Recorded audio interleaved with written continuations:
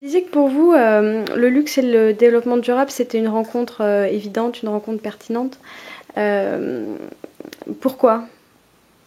À mon sens, le luxe et le développement durable représente le mariage parfait.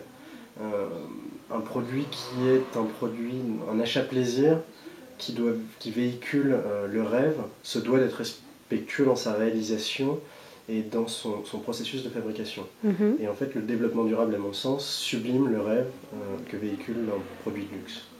Donc pour vous, c'est une valeur ajoutée pour le client. Il va être sensible à cet argument éthique lorsqu'il achète un bijou, même si c'est un achat plaisir. C'est une très bonne question, je le souhaite. Aujourd'hui, ce qui prime, c'est l'esthétique et la séduction de la pièce. Après, je pense que le client et le consommateur n'est pas indifférent face à un engagement développement durable pour ses produits et pour ses achats. Est-ce que c'est l'élément déclencheur? Peut-être pas aujourd'hui, pas à court terme, mais ça le deviendra certainement. Marc, bon, aujourd'hui, vous êtes pionnier sur ce terrain. Est-ce que vous craignez pas que d'autres marques de joaillerie investissent ce territoire, peut-être d'une façon plus marketing, enfin, sans une réelle sincérité dans leurs engagements, leur fonctionnement? Si, enfin, est-ce qu'on le craint? Il est évident qu'il y aura une ouverture de marché dans les années à venir et que la concurrence va s'installer.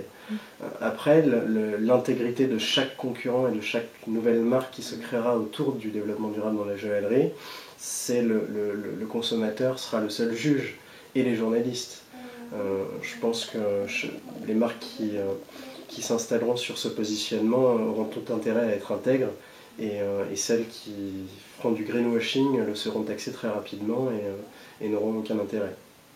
Donc c'est pas vraiment une crainte.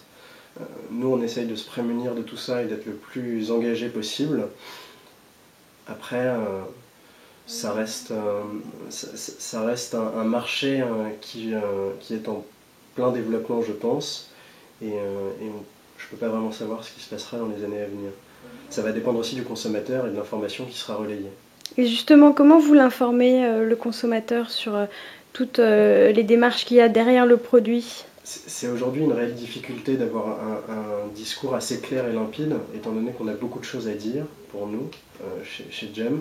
En revanche, on essaye d'être le plus ludique possible en ayant des supports de communication à la fois avec les packaging, sur notre site internet, sur notre blog, qui est un outil pour nous, un vecteur de communication qui est idéal, qui nous permet de créer un lien avec nos consommateurs et de le tenir informé de tous nos engagements développement durable et des innovations que nous mettons en place.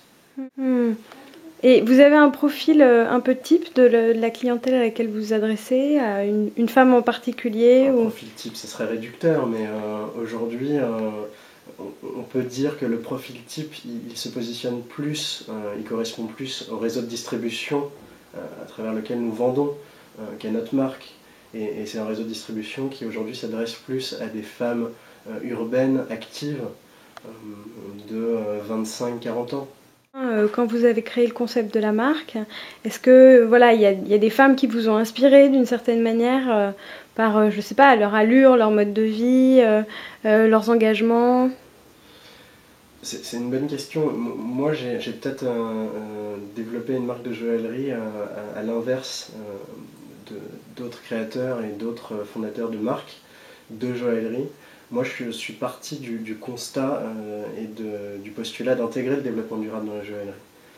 Le style, l'esthétisme, les créations et donc forcément les clientes, c'est venu dans un second temps. Avant tout, c'était comment développer une marque intègre et engagée au niveau développement durable, avec de vraies valeurs.